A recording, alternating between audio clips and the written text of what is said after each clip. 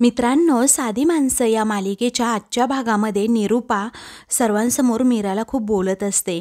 आता रियाचे आई बाबा म्हणजे शलाका आणि विक्रांत दोघेही आलेले असतात आणि विक्रांत शलाकासमोर लगेचच निरूपा म्हणत असते की अहो, या मीराचं काही खरं नाही. तिच्या आईच्याकडची परिस्थिती खरंच खूप गरीब आहे. हिच्या अंगावर जे काही सोनं दिसतंय ना, ते आम्हीच घातलंय. एक फुटका मणीसुद्धा तिच्या आईबापाने घातला नाही. आणि अहो, सणवाराला यांच्याकडनं सोनं नाही तर फुलं येतात, फुलं आणि मिठाई म्हणून 4 खोबरं आणि केळी, ती सुद्धा प्रसादात घावलेली. म्हणून मीराच्या माहेरच्या परिस्थितीबद्दल निरूपा खूपच बोलू लागते. ते पाहून आता विक्रम शलाका सोडून सगळ्यांनाच राग येत असतो. तर रिया मात्र डोक्याला हात लावते. मीराच्या डोळ्यातून खळखळ पाणी येत असतं. तर सुधाकर राव हे खूपच रागात निरूपाकडे पाहू लागतात आणि रागात म्हणतात, ए निरूपा, तू जरा ना गप्प बस. तरीही निरूपा कसली गप्प राहते. मग आता ती म्हणते, अहो तुम्हाला काय सांगू विक्रांत साहेब, काय त्या वेळेला आमचे राहू केतू फिरले होते आणि ही पनवती अशी पदरात पडली. अहो तुम्हाला माहीत नाही, परंतु अगदी फालतूमध्ये मेलाय हिचा बाप. तेव्हा सुधाकरराव अजूनच चवताळून चिडून म्हणतात, अगं निरूपा गप्प बस ना, किती बोलशील त्या मीराला. तेव्हा निरूपा म्हणते, अहो मी कुठे काय बोलतीये, खरं आहे ते तर बोलतीये ना मी. अहो आता हिचा बाप तुमच्या ट्रेनखाली आला होता तेव्हा हेच होते ना साहेब, MD साहेब हेच होते ना. आणि यांना तर सगळं काही माहीत आहे आणि त्यांना हे सुद्धा माहीत आहे, हिचा बाप जर जिवंत असता तर एवढ्या मोठ्या घरामध्ये हिचं लग्नसुद्धा लावून दिलं नसतं, कारण तिचा दरिद्री पायगुण आहे ना. असं म्हणून निरूपा ही मीराला खूप काही बोलू लागते आणि अपशकुनी पायाची वगैरे म्हणत असते. तर आता मीराला खूप म्हणजे खूप वाईट वाटत असतं, कारण निरूपा अगदी घरातील सर्वांसमोर तिचा अपमान करत असते. तर दुसरीकडे आजी लक्ष्मी आणि मधूला सांगत असते, माझ्या मीरा इतका चांगला पायगुण खरंच कुणाचाच नाही आहे, कारण ती माझ्या सत्याच्या आयुष्यात आली आणि माझ्या सत्याचं नशीबच अगदी पलटून गेलं. तुम्हाला सांगू, माझी मीरा ना सत्याची लक्ष्मी आहे आणि ती जर सत्याच्या आयुष्यात असेल तर माझा सत्या नेहमी खुश राहील आणि लक्ष्मीच्या रूपात ती सतत त्याच्याजवळ असेल तर त्याला काहीही कमी पडणार नाही, कारण ते दोघेही एकमेकांचा खूप आदर करतात. त्या दोघांमध्ये खरंच खूप छान बॉन्डिंग आहे, प्रेम आहे आणि म्हणून त्यांना कधीही कसली कमी भासणार नाही. लक्ष्मी आणि मधूला खूप आनंद होत असतो की खरंच आपल्या लेकीचं बहिणीचं इथे कौतुक होतंय आणि ते सुद्धा आजी कौतुक करतायत. सत्या म्हणतो, आजे तुला सांगू, अगं धूमकेतूसारखी बायको मिळायला सुद्धा भाग्य लागतं आणि तिच्यासारखी बायको ना अख्ख्या जगात मला भेटली नसती. त्यावेळी मधू म्हणते, अरे बापरे, केवढं ते प्रेम दोघांमध्ये. तेव्हा सत्या थोडासा लाजतो. मग त्यावेळी आजी म्हणते, अरे बापरे, लाजला की माझा नातू. तेव्हा आता सत्या म्हणतो, तुम्ही आता हसा सर्वजण, पण मी जे बोलतोय ना ते अगदी खरं बोलतोय. तर दुसरीकडे निरूपाचं अजूनही मीराविषयीचंच पुराण सुरू असतं. ती विचारते, सांगा बरं मी अजून काय खोटं बोलले, काहीच नाही, मी जे खरं आहे तेच सांगणार ना हो, कारण आम्ही हिला फक्त घरात घेतली आणि हिच्याकडनं काहीही अपेक्षासुद्धा ठेवली नाही बघा, कारण मस्तपैकी ही 2 वेळेला अशी घरात जेवते आणि घरामध्ये जाऊन अशी फॅन फास्ट करून सुद्धा झोपते. असं निरूपा खोटं खोटं जेव्हा सांगते तेव्हा मात्र सुधाकर रावांच्या तळपायाची आगच मस्तकात जाते. तर रियाला सुद्धा निरूपाचं हे बोलणं अजिबात म्हणजे अजिबातच पटत नसतं. कपडा लत्ता, हौस मौस, सण वार, जे काही हौस करायची असेल ना ती सगळे आम्हीच तिची हौस पुरवतो. तेव्हा सुधाकर राव पुन्हा पुन्हा तिला म्हणतात, ए निरूपा, अगं हे सगळं बोलण्याची आत्ता ही वेळच नाही आहे ना, आणि तू जे काही बोलली आहेस ना ते अगदी साफ चुकीचं आहे. अगं मीराच्या वडिलांची काय चूक होती ग. तेव्हा आता निरूपा रागातच म्हणते, अहो तो तुमच्या ट्रेन खाली आला ना, खरं तर हीच त्याची चूक होती, त्यामुळे या घरात ही माणसं जी यायला नको होती ती आली.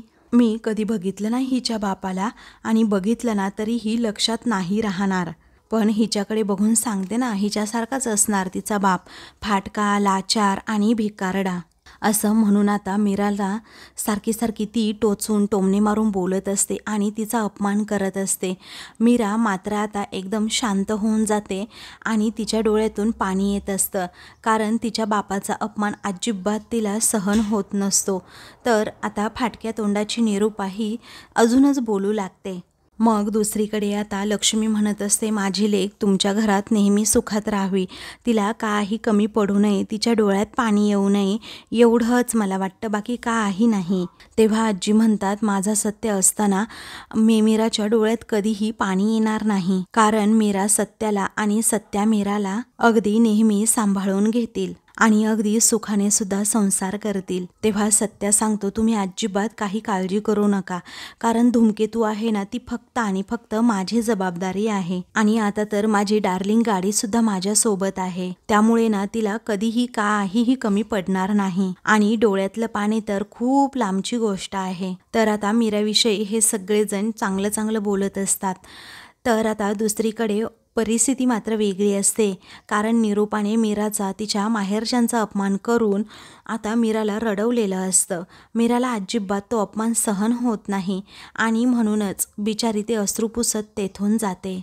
त्यानंतर शलाका आणि विक्रम हे दोघेही आता म्हणतात, चला आम्ही येतो हा, म्हणून ते सर्वांचा निरोप घेऊन आता जायला निघतात.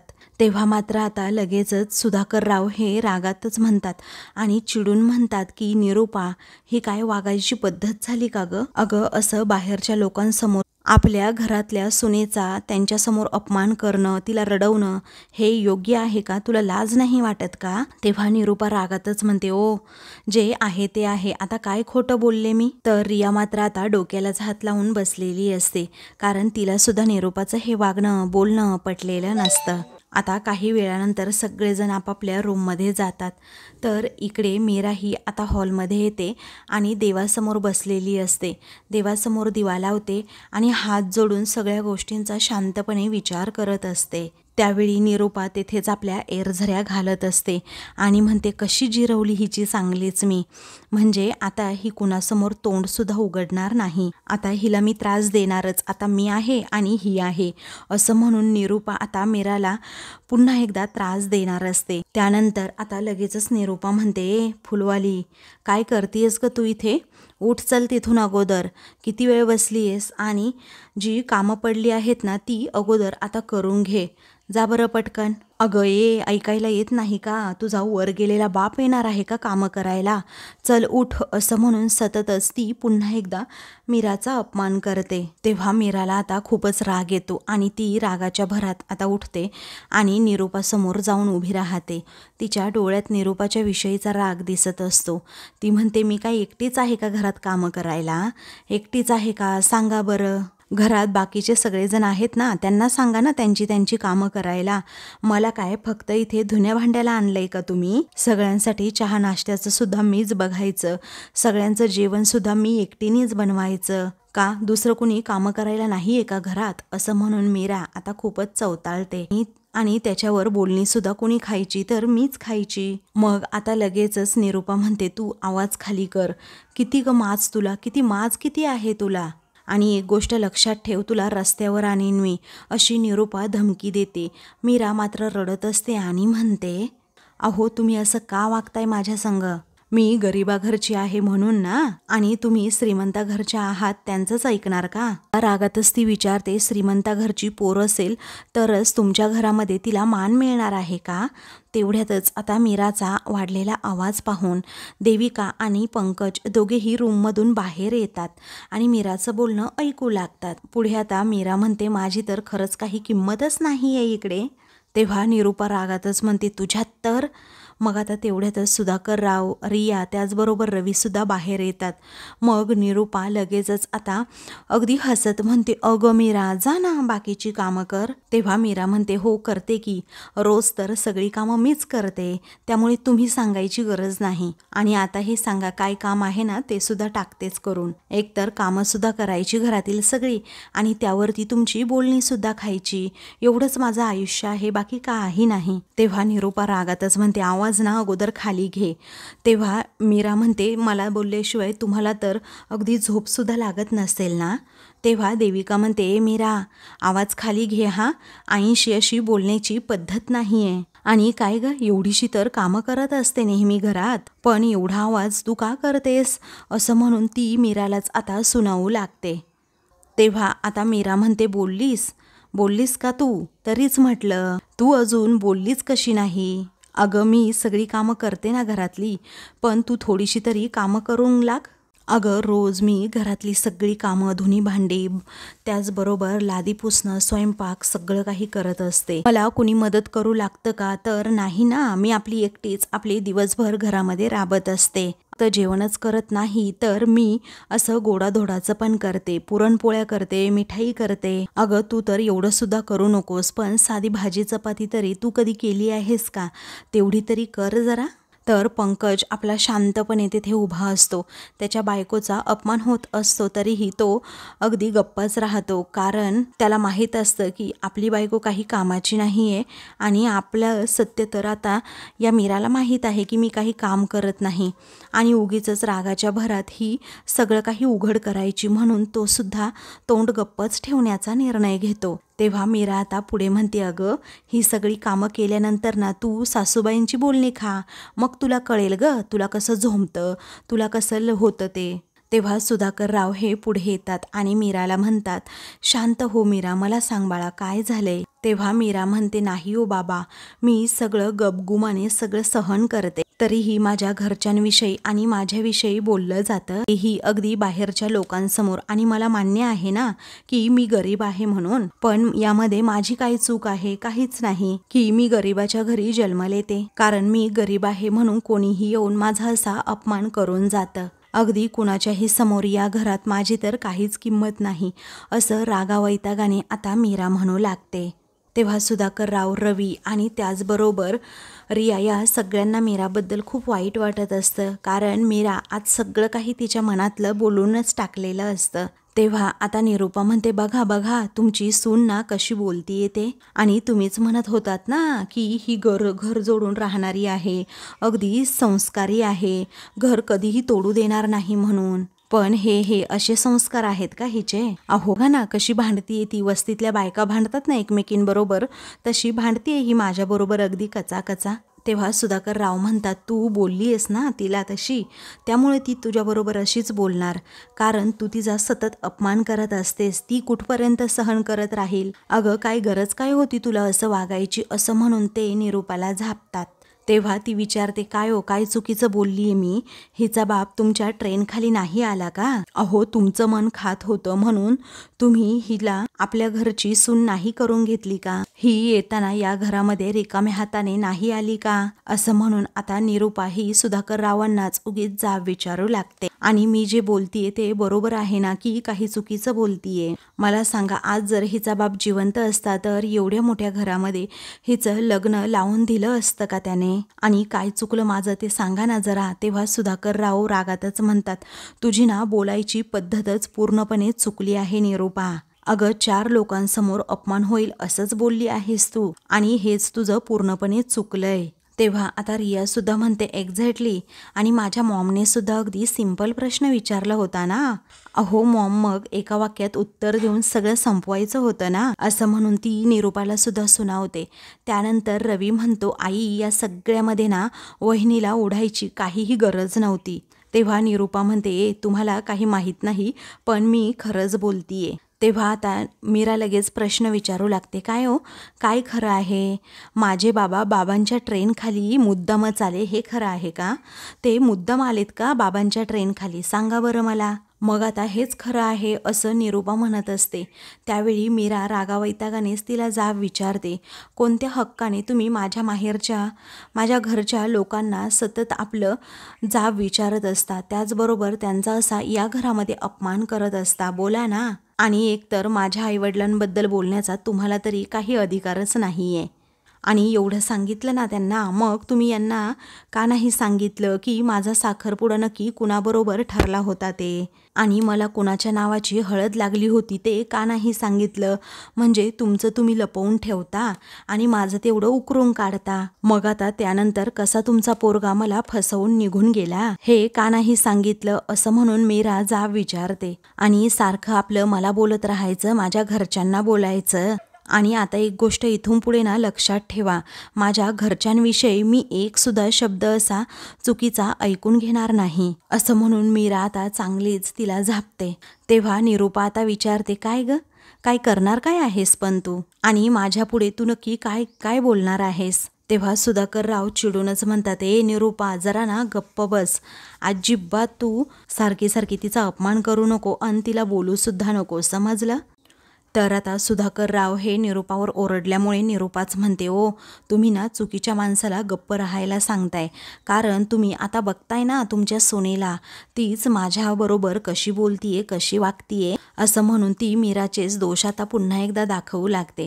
तर रिया मात्र डोक्यालाच हात लावते. त्यावरती आता सुधाकरराव म्हणतात, मीरा असं कधीसुद्धा बोलत नाही आणि हे तुला चांगल्या प्रकारे माहीत आहे, आणि तू हे जे काही वागतीयेस ना त्यामुळे मीरा काय, अगं कुणीही तुला मान सुद्धा देणार नाही. रवी सुद्धा म्हणतो, आई हो, खरंच मीरा वहिनीला ना तू खूप काही बोलली आहे, तिचा अपमान केला आहेस. तेव्हा रिया सांगते, आणि मी खरंच प्रामाणिकपणे सांगते, मी जर असते ना खरंच असं रॉकआउट केलं असतं, असं म्हणून ती मीरालाच विचारते, काय ग मीरा वहिनी, हे सगळं कसं सहन करतेस ग तू? तेव्हा आता रिया सुद्धा निरूपाला जाब विचारू लागल्यामुळे इकडे पंकजला लगेचच राग येतो आणि तो म्हणतो, ए रिया, अगं ही मम्माबरोबर ज्या पद्धतीने बोलतीये, मम्माला ज्या पद्धतीने जाब विचारतीये, तिचा अपमान करतीये आणि मम्मावर खेकसतीये, त्यावरूनच हिची लायकी समजते. मग मम्माने माझ्या टीट फॉर टॅट केलं तर मम्माचं काय चुकलं त्यात? तेव्हा देविका मात्र होला हो करत असते. तेव्हा रिया सुद्धा आता रागातच पंकजकडे पाहत असते.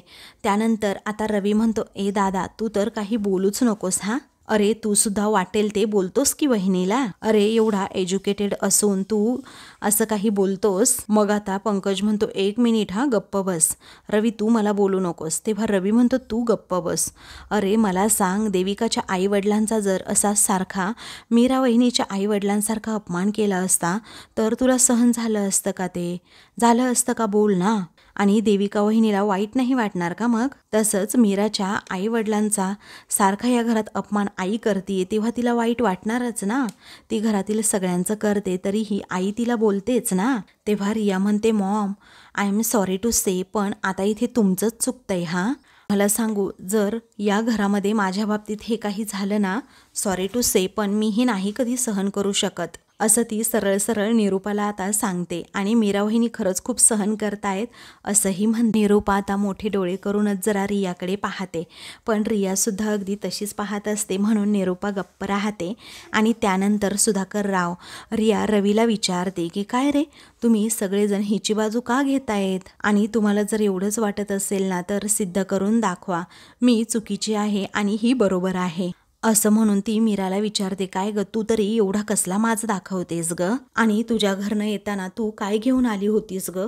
हे जे सगळं काही दिलंय ना, हे सगळं आम्ही दिलंय, अगदी कपड्या लत्त्या सकट. तुझ्या बापाने तरी काय दिलं होतं, तसाच तर तो वर निघून गेला होता ना. मग आता पुन्हा एकदा निरूपा स्वतःच्या तोंडून तिच्या बापाचं नाव घेत असते. तेव्हा मीरा मात्र चवताळते आणि म्हणते, लई ऐकून घेतलं हा, पण आता बस, आणि इथून पुढे मी तुमचं काही म्हणजे काही सुद्धा ऐकणार नाही, असं म्हणून मीरा आता लगेचच तिथून जाते. तर सगळेजण आता एकमेकांकडे पाहू लागतात. देविका लगेचच आता म्हणते की बापरे, अहो आई तुमच्या तोंडावर निघून गेली होती. तर निरूपाचा चांगलाच तेथे अपमान होतो, त्यामुळे ती अजूनच चिडते. तर दुसरीकडे लक्ष्मी म्हणते, चला बरं येऊ का आम्ही आता? त्यावेळी आजी म्हणतात, हो या या. त्यानंतर आता आजी आणि सत्या दोघेही गाडीत बसतात. तेव्हा आता आजी म्हणते, थांब थांब सत्या, लगेच गाडी नको सुरू करू, आपण मीराला एक कॉल करूया, तिला विचारूयात की तुला काही हवं आहे का, मग जाताना तिच्यासाठी आपण ते घेऊन जाऊयात. तेव्हा सत्या म्हणतो, तुझं डोसकं खूप छान चालतं ग आजी. अगं माझ्या मनात हा तर विचार कधीच नाही आला. तेव्हा आजी म्हणतात, अरे हाच तर विचार तुझ्या डोक्यात यायला हवा, आणि अशा छोट्या छोट्या गोष्टींमधून तर संसार हा फुलत असतो. आणि बायकांना आनंद होतो की आपला नवरा आपल्याला काही गोष्टींसाठी विचारतो म्हणून. तेव्हा मग सत्या म्हणतो, आजी मी लगेचच तिला आता धूमकेतूला कॉल करतो आणि विचारतो की घरात काही हवं आहे का म्हणून. आजी म्हणते हो विचार. त्यानंतर आता लगेचच सत्या तिला कॉल करतो. इकडे मीरा रूममध्ये आलेली असते आणि आपली शांतपणे बेडवर रडत बसलेली असते. सत्याचा कॉल आल्यामुळे ती लगेचच आता तो कॉल रिसीव करते आणि मग विचारते काय झालं, हॅलो बोला ना. तेव्हा आता सत्या म्हणतो, अगं धूमकेतू तुला घरात काही हवं आहे का, म्हणजे येताने तुझ्यासाठी घेऊन यायला. तेव्हा मीरा म्हणते मला काहीही नको आहे, पण झालं का तुमचं ते देवदर्शन वगैरे. तर मीराचा आवाज खोल गेलेला असतो आणि ती अगदी गप्प असते, नेहमीसारखी फ्रेश नसते म्हणून सत्याला जरा वेगळंच टेन्शन येतं. तेव्हा तो आता विचारतो, ए धूमकेतू काय ग काय झालं, तुझा आवाज असा वेगळा काय येतोय.